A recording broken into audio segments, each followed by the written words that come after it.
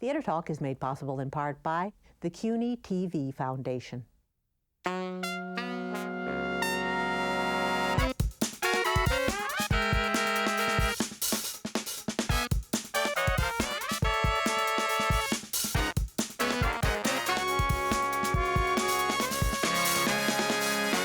Hello, everyone. I'm Casey's mom. Oh, so you're what spawned that.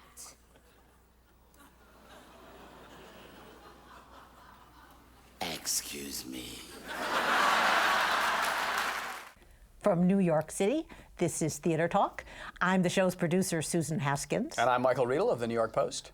During the holidays, you like to get together with the ones you love, and so we are certainly doing that tonight.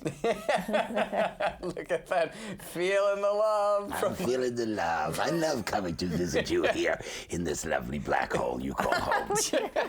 Feeling the love from our old and dear friend Harvey Fierstein, who's been on this show now, my gosh. I don't know how many times, but you always know what I'm doing. He has no eyebrows, he's doing Edna. Right. He has a beard, he's doing Fiddler. I don't seem to do those roles that you actually get dressed at the theater. I end up with, I have to all take right, them wait, I home see with no me. eyebrows. No so eyebrows, Edna. You're back. Doing Edna, yeah. And No eyebrows. you shave your chest. Shave my chest, my arms, my legs, my eyebrows. Back on Broadway in Hairspray in the role that you created as a kind of farewell tour of because Hairspray's closing. Yeah, after how many years? After 6.5 years, 2,600 performances, and they called me up and said, you know, the economy is doing whatever it's doing, and we hoped we'd run another year, but it doesn't look like it. Do you want to come back? And I sort of thought about it, because I said, you know, I've done Edna. I did over 1,000 performances. Won the Tony Award. Yeah, well, I mean, that's not how you judge what you do, but I mean, you know, what an actor can get out of Edna. Right. And I said, is there anything else really? And then I thought, I owe her so much that I have to make sure I send her out with as much spirit as I can send Hairspray out with. And I said, well, of course. I mean, it took me about 5 minutes to decide, and I said, well, of course I'll come back. Yeah.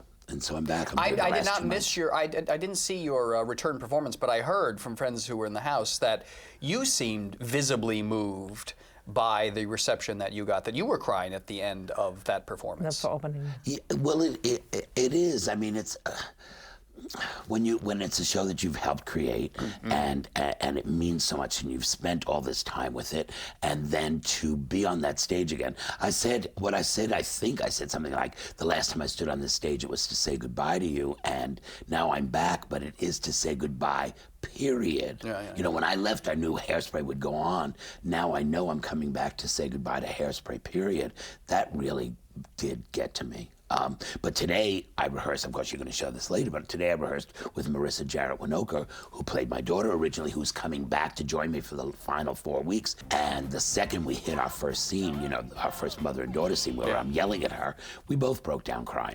You know, and it was, well, because you develop this together. It's something that happens. We did all the workshops together, and you don't know whether the show's going to happen. Are they going to raise the money? Aren't they? You go out of town together. Is it going to work? Is it not going to work? Is it not going to work? All of this stuff, and then all of that stuff happened. You know, we were standing next to each other when the audience stood and screamed. You know, the first performance we ever did of it, and when we arrived in New York, and watching everything that happened in New York. I mean, Hairspray took New York by storm, if you remember. And I remember Marissa winning the Tony Award, and Bernadette Peters was looming large then in Gypsy, and there was all that rivalry going on. Yeah, let's leave my Bernadette out of this, my darling Bernadette. Those were fun days, I remember. Well, Michael Riedel had something to write about, didn't he? But other than that evil person next to him, why do you keep him?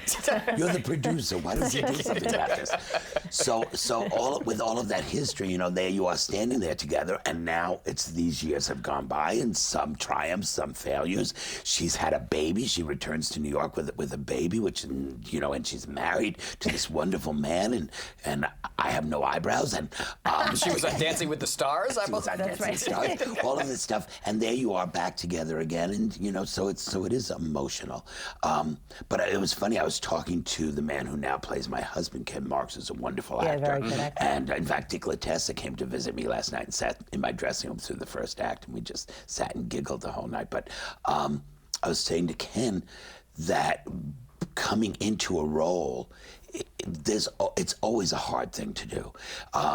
you can never be the original because having nothing to do with your talent, but when you're creating a role, if you say a line well, the line stays in the show. If you don't say the line well, the line is cut. So everything that's left in a show when you're creating a show is built around you, whether you realize it or not. Right. So there is only one you, and then everybody else comes in and tries to fit into your mold. Did I ever tell you about when I was a casting director and I had to do an open equity call for the Tour of Torchstone trilogy? No. And I had to, that's a legal equity rule that you have to have 8 hours of open auditions for anybody who'd come. So I was the lower casting agent, and I sat there, and all these men would come in and say, "I am Arnold. You must understand, I am." It was the most poignant experience, but all the people who wanted to step into your role, anyway. Yeah, well, some of them were pretty. I've seen some productions that get pretty scary. Yes. Really? As this was. Well, We're talking about Torchstone Trilogy. Trilogy, yeah. Well, because it's usually some guy in his mid-40s or even 50 that wants to play that role. And as we were just saying before, Arnold starts in Act 1 at 20 and ends at 30. I stopped doing it and refused to do it after I turned 30. I said, I'm too old to do it. This is a young man's play. It's about being in love your first time. And the audience needs to see a child or a younger person struggling with that. But I go to see these productions and it's these men with these wigs on their heads. Well, that's the people I talk to. But thankfully now, when they say, I want to play Arnold, I can say, don't you think you'd be better off playing Edna? Oh, I think Edna's a much better fit. For a while, I was able to say, don't you think you could play Albin, in La Cage? How proprietary were you about the role of Edna? Because I know that you were instrumental in not just the playing of it, but in the writing of Edna. I mean, a lot of the lines and jokes and things and bits of business were things that you yourself developed. Because there were several other Ednas after you left. Bruce Valanche and George Wendt, John Travolta. Michael John McKean. Travolta, yeah. But would you ever pop by the theater just to keep an eye on this, how the other Ednas are doing? And did but you I would feel never say anything. You would never. You didn't feel you could go backstage and say. Not my business. No. I'm not a director. I've never been a director. I don't think I ever want to be a director. I go and I either like it or I don't, and that's sort of my business. And but I would never tell. I mean, if anybody asked me, how did you approach this or whatever, but nobody sort of did. Nobody ever sort of asked me. The funny thing is, Jack O'Brien. Your director. Jack O'Brien, the director, when he came by one rehearsal when I was coming back into the show this time. Oh, no, it was on my opening night, and he came backstage, and he just looked at me and he said, the trick is you just do it. And I looked at him and I went, okay, fine, if that's what you think. I mean, the trick is that you do it and never let them see you working. That's the trick. That's your gift. There's a lot of work going on there. I mean, years ago, I remember I had counted that I have 16 different walks for Edna. I mean, I broke her down that way. I mean, there's so much character development going on. I mean, now I do it easily and nobody sees you sweating, but that's the deal. Now, I know that you would not see the movie Hairspray, right? You did not want to see. Have you since seen it at all? I watched part of it. I was on an airplane. It was, believe it or not, and You were there it was on trapped. the airplane. Well, I looked up and I watched, and I just said, okay, this isn't what we do. I watched a scene where John Travolta was reading lines that I'd written, and had no idea what they meant. But it was like just reading. They're like, what does he say? There's a line where Tracy says, "But Mom, I want to be famous." Yes. You want to be famous? Learn to get blood out of car upholstery. There's a skill you can take right to the bank. And he was like, I don't. How did he do it? I don't remember because it was a couple of years ago. But it was like he read it. It's so bizarre. I said, didn't anybody explain what It was a meant? bizarre interpretation, but it reminds me of a story. Dag is into hay. I got a check. I got a lovely check from him. It's fine. It reminds me of the story of Carol Channing watching Barbra Streisand in Hello, Dolly, and someone said as the movie went on, she got more and more cheerful. That's funny. That's funny. But it's a movie is not a play. No, just but a it's different still. thing. I'm allowed to say it was an insane choice. But what can you do? Now They you and I. made $100 billion. I and know, they're very but happy. it's not enlightening people in the culture. What can you do? Enlightening people in the culture pays for your and my rent. But I used to love when you and I would meed in the theater district for dinner. I used to love to go and we would check out the show sometimes. Well, I dragged you in because you were making fun of the beaver. You were making fun of the beaver playing Wilbur. Jerry Mathers. Jerry Mathers. Jerry was doing it. Mathers. And I said, we had dinner, and I said, you come with me. And I dragged him down the block, and this one stood in the back as the audience screamed when he came on, and I'm so sad I loved missed it. that one. Oh, it was something. we didn't say too long for the, but the audience. I have He to. was a sweet. He was sweet, and he left me. Or he mailed me a photograph of him as a little boy. It's the beef. Yeah, and, it's the beef. And I sent him back a picture of my. Never mind. Right. No, but we did. The audience did go crazy for the beef, and then the acting began, and I think we went. We went elsewhere. That's right. We got what we came for. That's right. And the audience got what they came for. They came to see the beef, and they loved seeing the Now, beef. I was always in stitches when you would describe to me, after you left Broadway, you took Hairspray to Las Vegas. Yeah. And you had the experience. Remember, this is kind of all crested a little bit, but you were part of that wave of Broadway was going to... Broadway's did going to Vegas. take it. Vegas the Broadway of the West Coast. Broadway, that's right, exactly. Yeah. And everyone was having to chop their shows down to 90 minutes and that sort It of was thing. the post-Avenue Q rampage, Yeah. right, yes. Yeah, and, No, and just before Avenue Q before bombed. Avenue Q, right. that's right. Before it closed. And how were those Vegas audiences? They had those drinks, these yard-long drinks that they actually hang around your neck so that you won't drop it you won't because drop it's so them when big. you gamble? And they would come down the aisle with two of them, and the glasses clonking together, like two pendulous breasts as the people came down the aisle, plonk and plonk, with the popcorn in one hand and the hot dog in the other. Well, let's start from outside the theater. We were at the Luxor, which is a pyramid. So it's like, honey, let's go on vacation. I know, we'll go to a tomb. Let's go to a tomb on vacation. What else we got? And you arrive at this black tomb, which in the basement of which they put on Hairspray. So you go down the basement of the tomb, and if you turned right, like we were left, so facing you, stage right, stage left. You know how it is with actors, stage actors.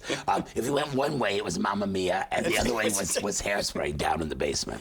And you go in, and you picked up your yard-long drinks, and you hung them around your neck and got some food, because it's a 90-minute show. You have to get through it. You need at least a gallon and a half of alcohol. And you come down into this theater where we put on Hairspray, which was only 90 minutes. On Broadway, it's 2.5 hours, 2 hours and 35 minutes, I think. And we told the story so fast, we didn't know what we were saying half the time. It was just changing clothes, changing clothes, changing clothes. I was like, I just felt like I ran out on stage and went, here's this dress, okay. Here's this dress, and I went, okay. It was insanity. It was insanity. And we did 3 shows a night. And don't they get up in the middle of the show to get more drinks? Well, some did. Most of them just fell asleep. It was fine. But those were the nice ones. They slept through it. It was fine. And that's quite a loud show to sleep through. But this theater was designed for a chariot race. Originally, that's when Luxor first opened. There was a chariot race down there, so this thing was so big. It was like a 15-minute walk. There was a record when I was a kid. If history was Jewish, and all you heard was Marie Antoinette to the guillotine. The walk alone could kill me. And that's what I felt like every night going from my dressing room to get to the finale. It was across. The stage was so big. It was so gigantic. On Broadway, you know how you measure out feet? Yeah. You have 0 center stage, and then it goes out. And I think here on Broadway, it goes to 10 and 10 on this side. Right. In Las Vegas, it was 46 and 46 on this side. It was like, Tracy, and you run. And it's like, don't forget your school book. And then you look back, I have to go all the way back there now. It was hysterical. The stage was so big that the entire orchestra came down stage during the finale. They rode down. So they spent multi-millions of dollars on this production, and still I had to sit in that damn can for 20 minutes. They couldn't figure out how to get me in the can for the end of the show. And I had to sit there in the can and go, all this money, David Rockwell, you... He had put lights up and down. There was cannons shooting at the audience. They covered the whole outside of the pyramid with Tracy's face.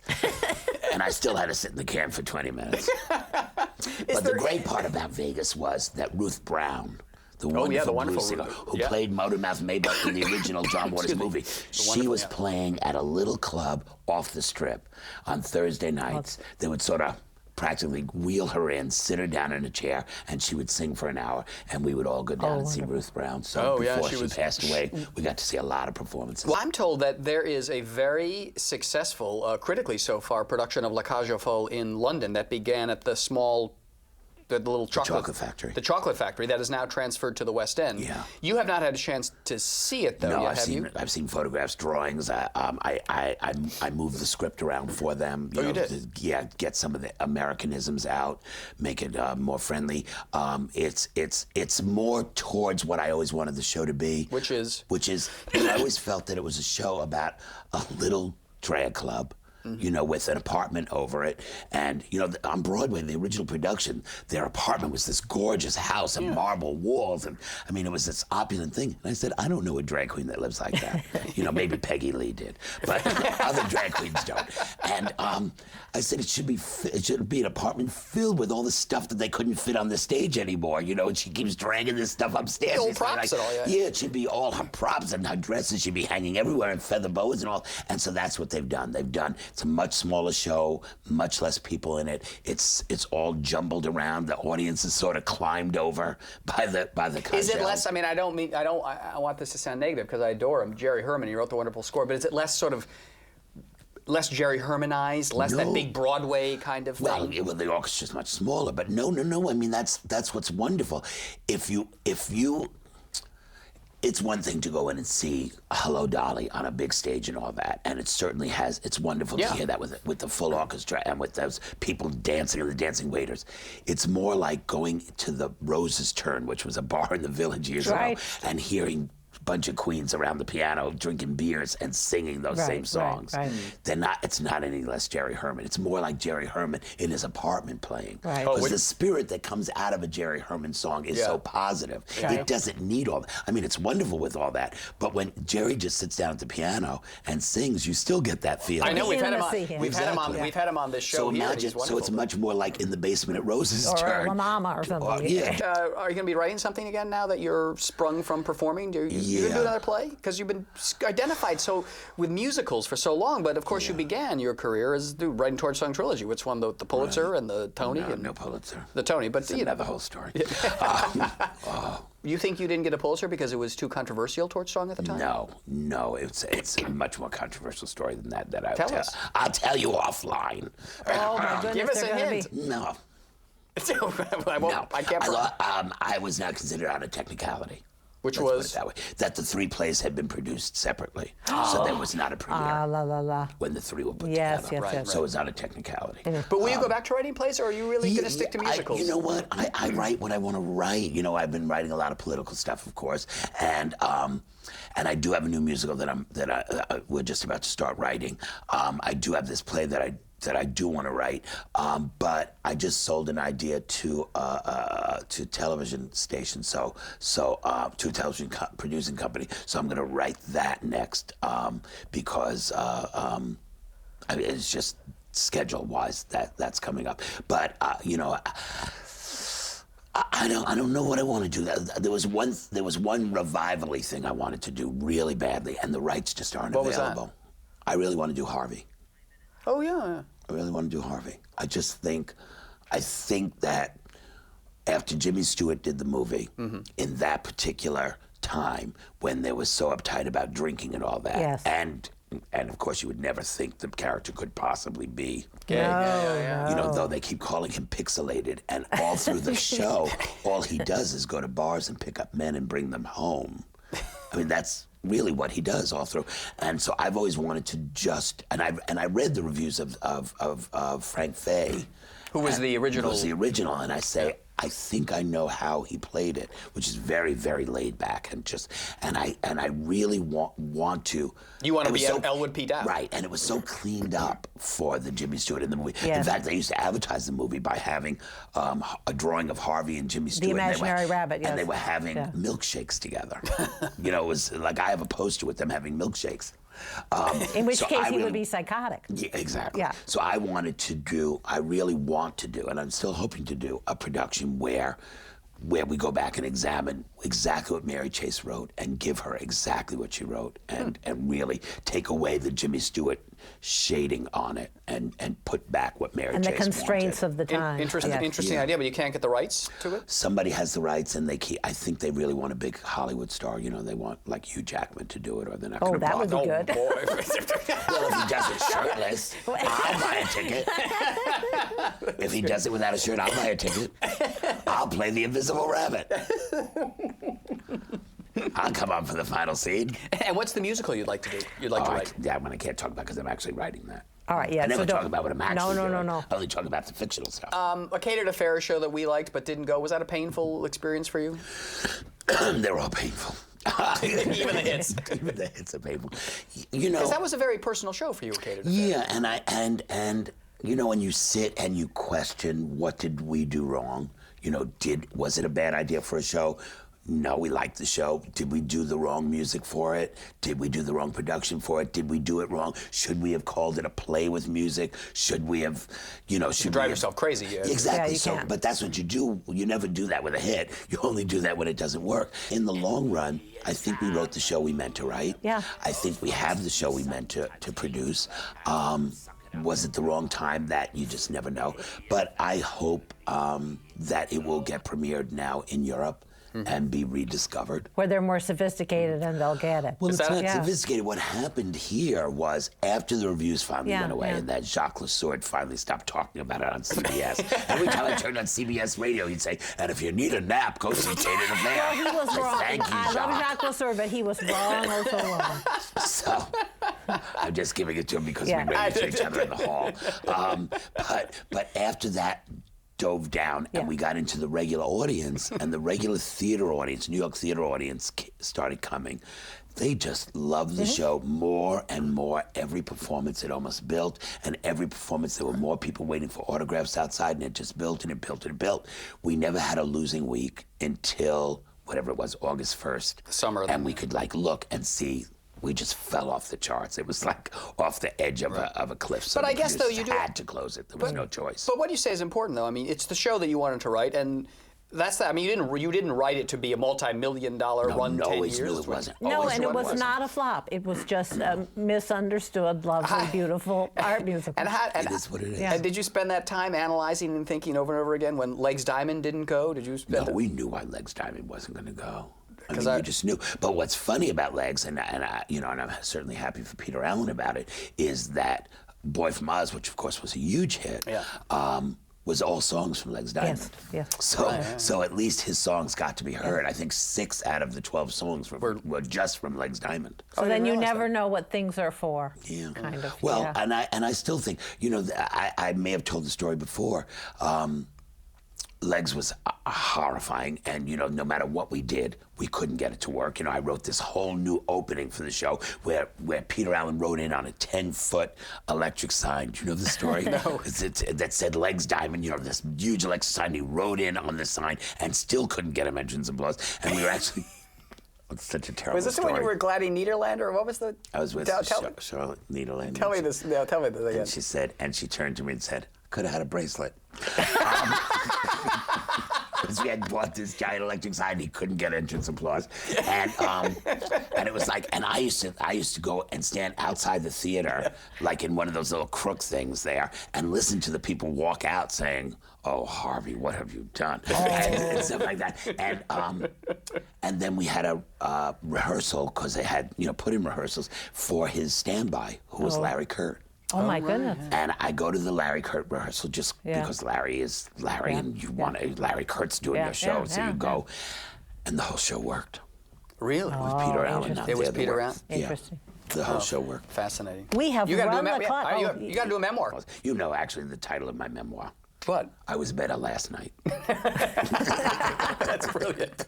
All right, Harvey Fierstein back as Edna in Hairspray and back on Theater Talk. It's great seeing you. Oh, sure. Thanks. Rush to see it. Anything for the holidays. January 4th, you close, January right? 4th, that's So it. Get 8 over shows. 8 shows. That's all there's left. Gone. Going to be an emotional moment for you at the end. Me? Yeah, don't want I cry every night. Why not them too? Right. Okay. Good to see you, Harvey. Thank you.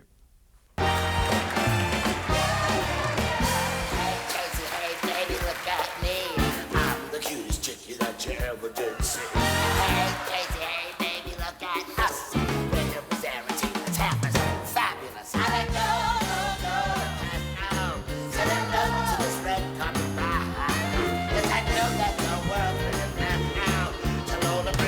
gonna step aside.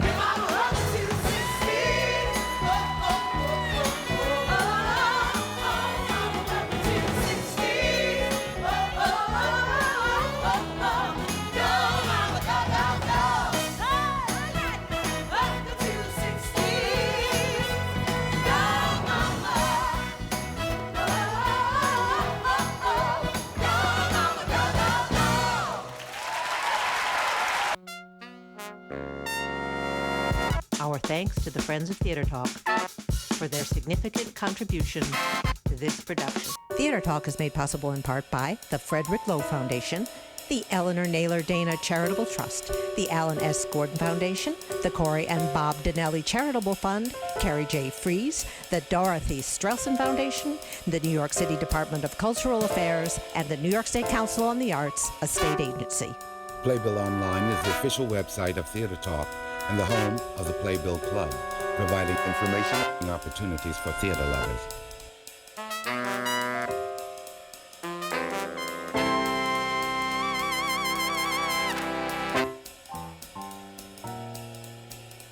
We welcome your questions or comments for Theater Talk. Thank you and good night.